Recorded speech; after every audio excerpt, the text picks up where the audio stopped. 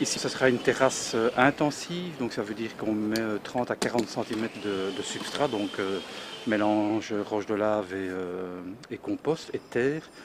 Il y aura une petite pièce d'eau normalement qui sera profilée dedans aussi.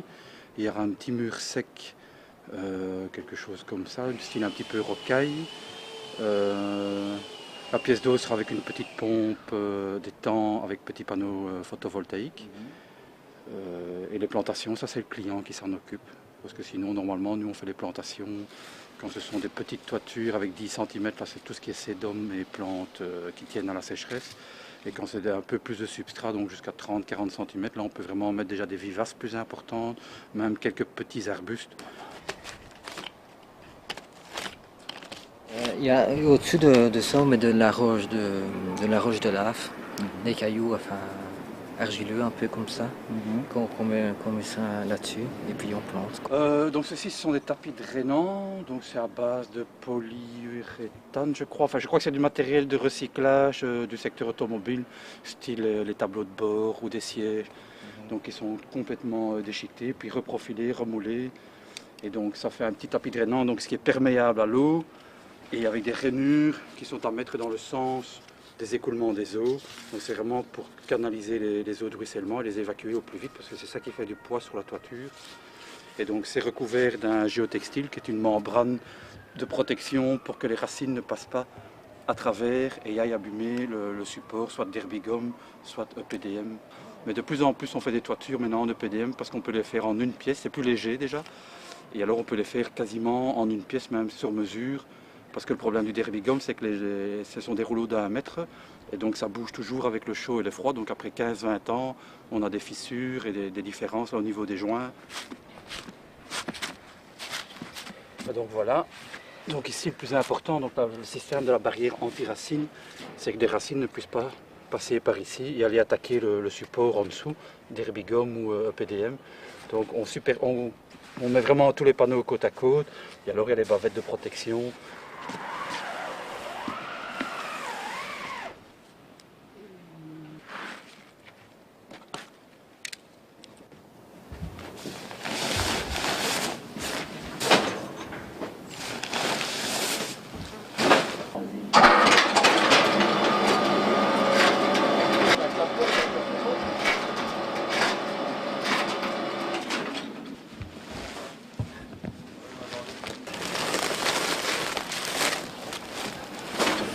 On peut déjà étaler sur la longueur. Il faut toujours bien voir que les bavettes soient mises comme ça pour protéger les interstices.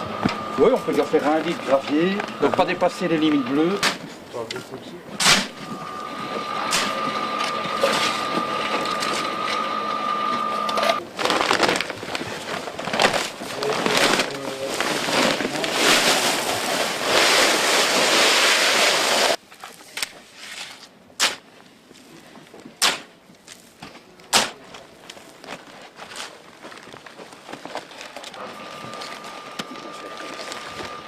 Donc en fait c'est un système de drainage, c'est-à-dire que toutes les eaux vont se canaliser avec les pentes ici, et donc le drain va faire office vraiment pour évacuer toutes les eaux le plus rapidement possible. Donc c'est le principe d'une petite gouttière, une sorte de petite corniche d'évacuation d'eau.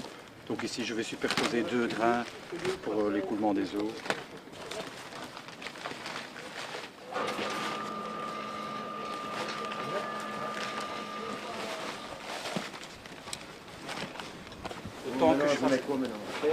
Dès que voilà, votre premier mélange est déjà fait, vous recommencez, vous mettez 1 litre de gravier, 1 litre de terre, et puis je mélange le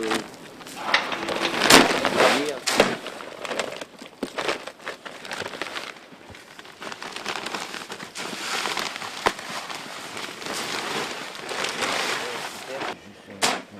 Juste dessus ici.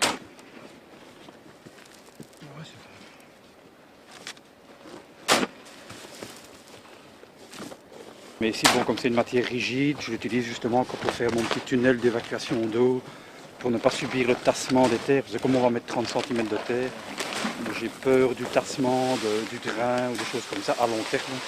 Tandis que ça va rester rigide, donc le petit tunnel d'évacuation restera en place. Ça peut rester un peu... Le principe, c'est vraiment faire le petit tunnel d'évacuation d'eau, qu'il n'y ait rien qui vient. Ok.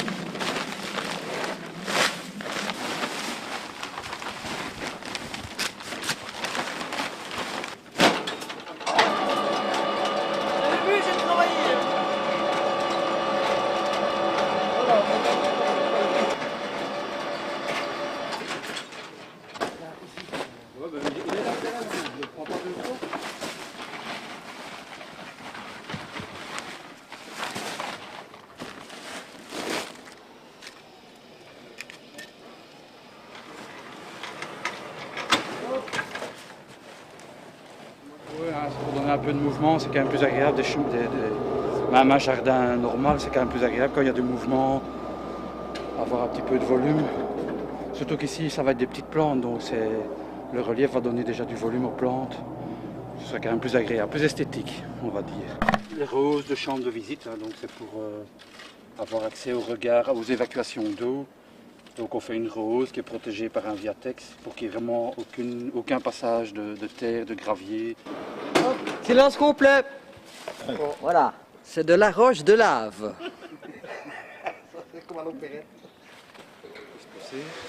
Et ici c'est de la roche de lave, donc style pierre ponce, qui est vraiment pour un développement d'un biotope dans une pièce d'eau.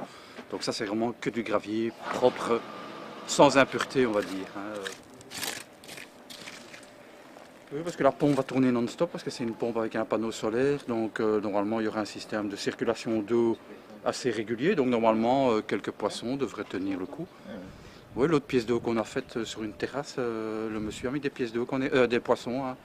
On est retourné avec un 3-4 poissons, et dès que la végétation est développée, il y a vraiment un petit peu un cycle de vie qui s'installe. Hein.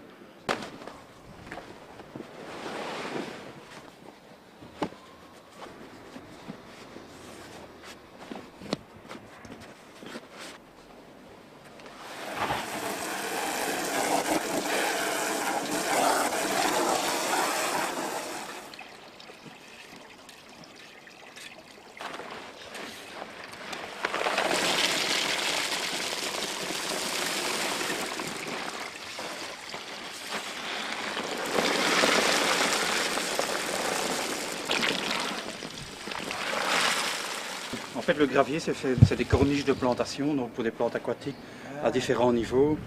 Et donc, on les met dans ce genre de roche pour qu'elles puissent étaler leurs racines, épuiser vraiment tout ce qui est bactéries. Et donc, ça filtre l'eau aussi, quand il y a des plantes filtrantes, oxygénantes, et puis il y a des plantes décoratives. Donc, la pompe, c'est une petite pompe 2000 litres à l'heure qui sera installée ici dans le bas. Le tuyau va être caché, donc elle va pomper l'eau, le tuyau va être caché dans les petites rigoles pour aller recracher l'eau là-bas à l'autre extrémité. Et donc on a un circuit fermé, mais qui permet le mouvement de l'eau, et donc pour avoir un équilibre et une aération, une oxygénation de l'eau. Et alors le panneau photovoltaïque, il y a un petit panneau solaire qui viendra aussi, quoi. Donc, le retour, l'idée c'est de faire une sorte de petit barrage pour que l'eau passe à travers ce gravier, et alors ça sert déjà aussi un petit peu de filtre. Un petit château. On a fait une toiture verte et on a fait aussi un étang comme ça, et on a fait tout autour des plantations et il y a un gazon au milieu. Et donc ça donnait super bien.